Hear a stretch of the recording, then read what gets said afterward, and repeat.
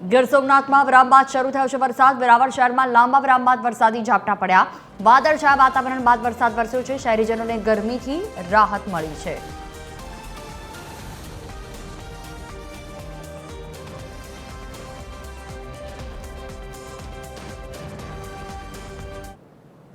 પોરબંદરની પંજાબ નેશનલ બેંકને મળ્યો ધમકીભર્યો પત્ર। પત્રમાં પાકિસ્તાન સમર્થિત સૂત્રો લખાતા પોલીસ દોડતી થઈ ગઈ।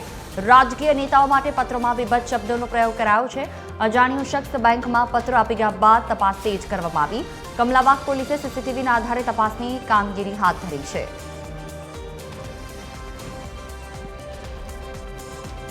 વધુ માહિતી સાથે સંવાદદાતા જીતેશ ફોનલાઈન પર જોડાયા છે અમારી સાથે। જીતેશ, જે રીતે તપાસ કરવામાં આવી રહી છે, પંજાબ નેશનલ બેંકને જ્યારે ધમકીભર્યો પત્ર મળ્યો છે, શું આ પત્રમાં લખવામાં આવ્યું, શું વિગતો? જી જોઈ જણાવી દો કે પોરબંદરના જે એમજી રોડ ઉપર પંજાબ નેશનલ બેંક આવી છે, ત્યાં સવારના સમયે એક પત્ર મળ્યો છે। એમાં પાકિસ્તાન જિંદાબાદના નારા લગાડવામાં આવે છે। સ્થાનિક જે રાજકીય આગેવાનો છે એમના વિરુદ્ધ પણ બેફામ શબ્દો લખવામાં આવ્યા છે। આ પત્રની જાણ જ્યારે બેંક મેનેજરને હાથમાં આવ્યો ત્યારે તેમણે તુરંત જ પોલીસની જાણ કરતા ડીવાયએસપી સહિતનો જે પોલીસ કાફલો છે બેંક ખાતે પહોંચી ગયો હતો અને આ પત્રને લઈને તપાસ શરૂ કરી છે।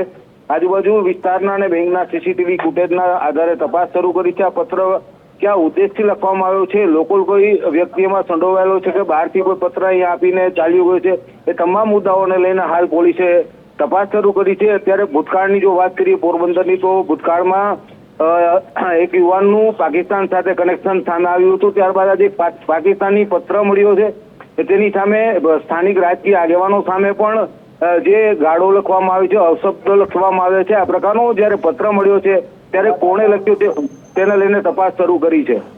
બિલકુલ, તમામ જાણકારી બદલ આભાર।